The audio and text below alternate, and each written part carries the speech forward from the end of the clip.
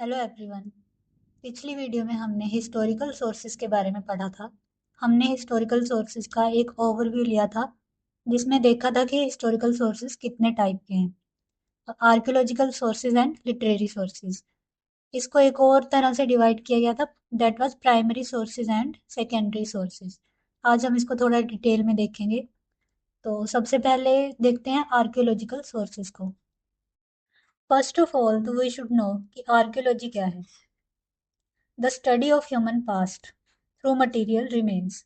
जो कुछ भी मटेरियल रिमेन्स हमारे पास बचे हुए हैं उनके द्वारा ह्यूमंस के पास्ट की जो भी स्टडी की जाएगी उसको हम आर्कियोलॉजी बोलेंगे। देन इसमें कुछ टर्म्स हैं जैसे आर्कियोलॉजिकल कल्चर। अब किसी जगह का एक कल्चर होगा, उस कल्चर में हम वहाँ की भाषा, रहन सहन, पहरावा ये सब इंक्लूड करेंगे। तो ऐसे ही आर्कियोलॉजी का भी एक कल्चर होगा जिसमें कुछ एक चीज़ें इंक्लूड होंगी।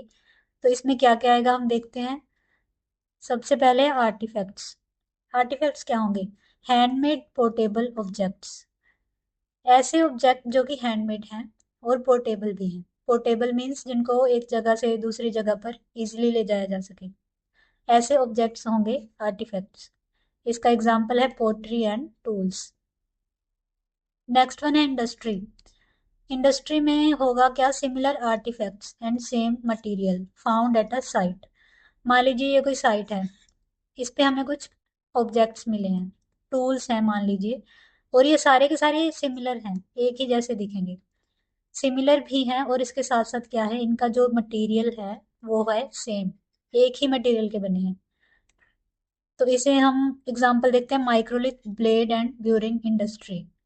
तो इसे पूरी जगह को हम एक इंडस्ट्री बोलते हैं। देन अगला है assembly. All the industry found at a site. अब मान लीजिए कोई साइट पर जितनी भी इंडस्ट्री मिलेगी, ये तो एक इंडस्ट्री हो गई, ये इंडस्ट्री एक और है, इसमें भी कुछ टूल्स हैं, लेकिन ये टूल्स क्या हैं, इन टूल से डिफरेंट है। ये दोनों डिफरेंट डिफरेंट टूल्स हैं और डिफरेंट ही मटेरियल के बने हुए हैं। तो ये सारा एक ही जगह में हम इंक्लूड करके इसको हम बोल देंगे असेंबली। अब देखते हैं कि साइट किसे बोला जाएगा। Places where material remains of past human activity can be identified. अब कुछ कीवर्ड्स को नोटिस करते हुए चलेंगे। अब जैसे इसमें है आइडेंटिफाइड, तो ऐसे प्लेस जहां पर ह्यूमन एक्टिविटी जो भी पास्ट में हुई, उनके जो भी मटेरियल रिमेन्स बचे हुए हैं, उन रिमेन्स को आइडेंटिफाई कर लिया गया है, उसे हम बोलेंगे साइट। अब ये मटेरियल रिमेन्स तो कहीं भी हो सकते हैं ना, लेकिन हो सकता है वहां इन्हें खोजा ही ना गया हो। तो जहां पर इनको खोज कर आइडेंटिफाई कर लिया गया उसे हम साइट बोलेंगे। जैसे राखी गढ़ी की साइट है, हड़प्पा की साइट है, वहां पर हम मटेरियल को आइडेंटिफाई कर चुके हैं। सो आगे कुछ टर्म्स हैं आर्कियोलॉजी की ही। We will see field archaeology. Field archaeology किसे कहेंगे? Exploration and excavation of sites. Sites की एक्सप्लोरेशन करना और उनको एक्सकवेट करना, इसको हम फील्ड आर्कियोलॉजी में रखेंगे। अब एक्सकवेशन दो तरह से की जाएगी, एक horizontal and second vertical. Horizontal जो एक्सकेवेशन होगी उस वो एक लार्ज सरफेस एरिया कवर करेगी, ये इस डायरेक्शन में की जाएगी हॉरिजॉन्टल। और जो वर्टिकल होगी वो एक छोटा सरफेस एरिया कवर करेगी। नेक्स्ट देखते हैं स्ट्रेटिग्राफिक सीक्वेंस। इस सीक्वेंस में एक्सकेवेशन को किया जाता है, उसे हम बोलते हैं स्ट्रेटिग्राफिक सीक्वेंस। जैसे किसी भी साइट में एक लेयर्स में एक्सकेवेशन की जाएगी। मान लीजिए यहाँ से एक्सकेवेट करना स्टार्ट किया, फिर एक नीचे वाली लेयर हटाएंगे, फिर उससे नीचे वाली लेयर। जो लोअर वाली लेयर्स होंगी वो ज़्यादा पुरानी होंगी, और जो ऊपर वाली लेयर्स होंगी सरफेस वाली वो हमेशा नई होंगी। ओके। अब इसके कुछ मेथड्स हैं आर्कियोलॉजी के एक्सकेवेट करने के। अब आगे हम किसी साइट का जब सर्वे करेंगे तो उसके कुछ मेथड्स होंगे, और ये मेथड्स होंगे नॉन डिस्ट्रक्टिव, कि कम से कम नुकसान किए बगैर हम वहाँ का पता लगा पाए, वहाँ से कुछ एक्सकेवेट कर पाए। तो इसमें एक आएगा रीजनल सर्वे। जिस रीजन में भी वो साइट है वहाँ के आसपास के लोगों से उसके बारे में पता करवाना और उसकी हिस्ट्री निकालना, ये तो रीजनल सर्वे में आएगा। दूसरा हो जाएगा रिमोट सेंसिंग। इसमें क्या होगा कि टेक्नोलॉजी के जरिए जो भी रिमोट सेंसिंग के द्वारा हम साइट्स का पता लगा पाएंगे। एंड नेक्स्ट हम देखते हैं साइंटिफिक टेक्निक्स इन आर्कियोलॉजी। ये कुछ टेक्निक्स हैं जिन्हें हम आर्कियोलॉजी में यूज करते हैं। तो पहली टेक्निक है archaeometry, use of measurements to analyse ancient objects. अब मीटर से ही हम इस चीज का पता लगा सकते हैं कि इसको मेजरमेंट के लिए ही यूज किया जाएगा। पुरानी चीजें हैं उनका मेजरमेंट लेने के लिए आर्कियोमेट्री का यूज किया जाएगा। नेक्स्ट है palaeontology, study of remain of dead organisms.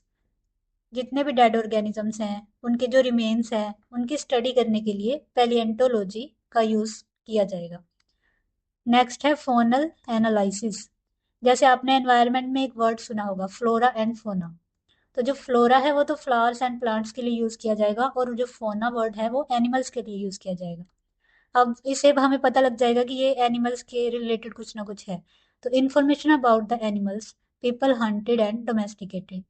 पुराने टाइम में लोगों के द्वारा जिन एनिमल्स को हंट किया गया या डोमेस्टिकेट किया गया उसके बारे में इंफॉर्मेशन निकालनी है तो फोनल एनालिसिस टेक्निक का यूज करेंगे। नेक्स्ट देखते हैं palaeopathology, the study of disease in ancient people by analysing their bones. तो पैथोलॉजी से आपको पता चल जाएगा कि ये डिजीजेस से रिलेटेड है। जो पुराने लोग थे उनकी जो बोन्स के रिमेन्स हैं उसको हम स्टडी करके पता लगाएंगे कि उनमें क्या क्या डिजीजेस थी जिनसे उनकी डेथ हुई। नेक्स्ट है पैलियो बोटेनिकल, बोटेनिकल प्लांट से रिलेटेड वर्ड है। तो analysis of pollen and other minute plant remains. Pollens को एनालाइज करके और जो भी प्लांट्स के छोटे छोटे पार्टिकल्स या रिमेन्स बचे हुए हैं उनका एनालिसिस करके हम पास्ट का पता लगा पाएंगे कि उस टाइम पे कौन कौन से प्लांट्स हुआ करते थे। अब कुछ डेटिंग मेथड्स हैं आर्कियोलॉजी की। जैसे पुरानी चीज़ों को पता लगाना है कि कितनी पुरानी है तो उसके लिए कुछ डेटिंग टेक्निक्स यूज की जाएंगी। तो इसमें सबसे पहले है कार्बन 14, इसको हम C14 भी बोल सकते हैं। यूज ऑन ऑर्गेनिक मटेरियल, इसका यूज किस पर होगा, सिर्फ ऑर्गेनिक मटेरियल पर। टाइम रेंज क्या हो जाएगी, 50,000 टू 80,000 ईयर्स अगो। इस टाइम रेंज के बिटवीन जितना भी ऑर्गेनिक मटेरियल है उसके ऊपर ये टेक्निक यूज की जाएगी। नेक्स्ट है थर्मोल्यूमिनिसेंस, यूज्ड ऑन इनऑर्गेनिक मटेरियल। इसको इनऑर्गेनिक मटेरियल पर ही यूज किया जाएगा। इसमें क्या होगा, इनऑर्गेनिक मटेरियल में जैसे पोट्री है, टेराकोटा है, बर्न फ्लिंट है, इसको हीट किया जाएगा। कितना, 500 डिग्री सेल्सियस और अबव, 500 डिग्री सेल्सियस या उससे भी ज्यादा की हीट पर इसको हीट करके हम इसकी एज का पता लगा पाएंगे। अब इसमें टाइम रेंज है 50,000 से 80,000 ईयर्स अगो। इस टाइम रेंज से जो भी पुराना ऑब्जेक्ट्स हैं उनके बारे में थर्मोल्यूमिनिसेंस के द्वारा हम उनकी एज का पता लगा पाएंगे। Next is potassium argon, volcanic rocks older than 1 lakh year ago. इसमें हम वोल्केनिक रॉक्स की स्टडी करेंगे जो कि 1 लाख ईयर अगो से भी पुरानी है। Next electron spin resonance. अब इसमें हम क्या यूज कर सकते हैं, बोन्स एंड शेल्स के ऊपर इसका यूज किया जाएगा। Hundreds of thousands years ago वाले जो बोन्स हैं, शेल्स हैं, उनको इलेक्ट्रॉन स्पिन रेजोनेंस टेक्नोलॉजी से उनकी एज का पता लगाया जाएगा। Next one is uranium series, rocks rich in calcium carbonate. Calcium carbonates में रिच जो रॉक्स हैं उसका हम पता लगाएंगे यूरेनियम सीरीज के द्वारा। Fission track, certain kind of rocks and minerals, obsidian, glass, mica, ये जो भी मटेरियल्स हैं जब इनकी एज पता लगानी हो तो फिशन ट्रैक के जरिए। Palaeomagnetic dating, magnetised sediments, volcanic lava, clay bake to 650 to 700 degree Celsius. ये जो भी मटेरियल्स हैं जैसे मैग्नेटाइज सेडिमेंट्स हैं, वोल्केनिक लावा है, क्ले है, इसको बेक किया जाएगा 650 से 700 डिग्री सेल्सियस के टेम्परेचर पर, और फिर इसकी एज का पता लगाया जाएगा। नेक्स्ट अमीनो एसिड एनालिसिस, ये सिर्फ और सिर्फ बॉन्ड्स पर वर्क करेगा।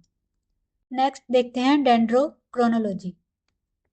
डेंड्रोक्रोनोलॉजी में जो भी टिम्बर इन एरियाज आउटसाइड ट्रॉपिक, ट्रॉपिक के एरियाज के आउटसाइड में जो भी टिम्बर है जब उसकी हम एज पता लगानी है तो डेंड्रोक्रोनोलॉजी को यूज करेंगे। इसको हम ट्री रिंग डेटिंग भी बोलते हैं। नेक्स्ट, ऑप्टिकली स्टिम्युलेटेड और infrared stimulated luminescence. Any sediment undisturbed after it's burial under sediments. कोई भी सेडिमेंट जो जब उसको धरती के नीचे वो दब गया उसके बाद से वो अनडिस्टर्ब्ड है, उसे कभी छेड़ा ही नहीं गया, तो जब उसकी एज पता लगानी हो तो optically stimulated infrared stimulated luminescence का यूज किया जाएगा। और इसको C14 से भी ज्यादा एक्यूरेट माना जाता है फॉर CE डेट्स। अब हम देखते हैं इंटरप्रेटिंग आर्कियोलॉजिकल एविडेंस। आर्कियोलॉजिकल जो एविडेंस मिलते हैं उनको इंटरप्रेट करने के अलग अलग तरीके हैं, तो इन्हें हम कुछ डिफरेंट आर्कियोलॉजिकल स्कूल्स भी बोल सकते हैं, जैसे न्यू आर्कियोलॉजी, या इसको बोलते हैं पोस्ट प्रोसेसुअल स्कूल। इसमें क्या इंक्लूड है कि questions the possibility of objective knowledge about past. इस स्कूल का मानना है कि एक चीज को बता देना ही काफी नहीं है, उसकी एक्सप्लेनेशन भी देनी चाहिए। मान लीजिए बता दिया कि हाँ यहाँ पर ये चीज मिली, तो वो भी बताना चाहिए कि उस जगह पर वो चीज क्यों मिली या लोग उस चीज को कैसे यूज किया करते थे। तो इसको न्यू आर्कियोलॉजी में रखा जाएगा। नेक्स्ट है cognitive archaeology, deals with the way of thinking belief and religion. तो कॉग्निटिव वर्ड से आप पता लगा सकते हैं कि जहाँ पर थिंकिंग का काम है, बिलीफ्स है, रिलीजन है, तो वो कॉग्निटिव आर्कियोलॉजी में उसको स्टडी किया जाएगा। Next one is ethno archaeology. Ethno में कुछ एथनिक प्रैक्टिसेस आ जाती हैं, जैसे studies the behaviour and practices of living communities.